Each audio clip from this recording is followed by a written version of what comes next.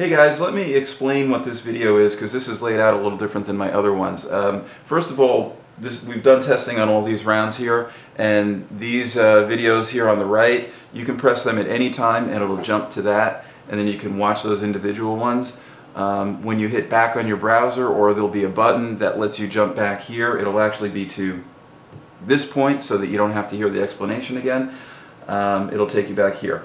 Now, I'll tell you what we started out doing. The purpose of this video was that we really wanted to compare, because people, for whatever reason, want to compare the Kel-Tec PMR-30 to the FN Five-seveN, and it's kind of like comparing apples and oranges in my humble opinion, but we ended up doing something a little different because we got stuck on a couple of rounds here and doing testing, and we kind of ran out of time and blocks of gel. So let me tell you, we tested a little bit of the Kel-Tec. We did do the Chronny on it, and but we're going to have to go back and do a follow-up video testing this, which will be a little more in-depth.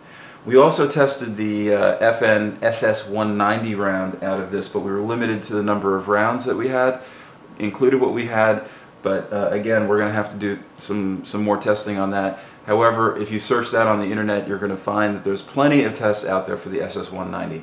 What you probably, and we also did the SS197. The results were a little surprising, but you might be able to find some other videos on that too. What you don't see a lot of is testing of Elite Ammunition S5 rounds, which is supposed to, let me see if you can see this. There's a perforation in there. There's actually a second perforation underneath the neck, and it's supposed to break into 3 pieces, or 2 or 3 pieces when it enters the body.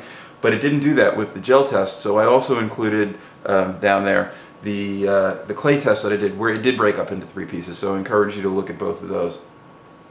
We spent more time on the Elite Ammunition Protector round, which, I mean, not that you want to get shot by anything. I mean, you don't want to get shot by a 22. Hell, you don't want to get shot by a BB gun, but this one had some really cool results. But the star of it, and the one we spent a lot of time on, is the S4M round, also from Elite Ammunition, which, you know, you come to your own conclusion on how that one looks. We chronied all of these.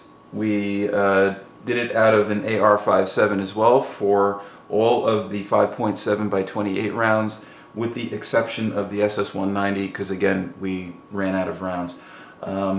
We learned a lot. This was the first time we used 10% ballistics gel. By the way, all of this is 10% ballistics gel, and we're going to go back and redo some of this at a later date, but for the time being, enjoy these videos. Hopefully it'll answer some questions. It might raise some more questions, and you know, if you have any comments, questions, concerns, or even suggestions for future tests, feel free to leave them in the comments below, or just send me an email and I will answer them as soon as I can, which is usually fairly quickly.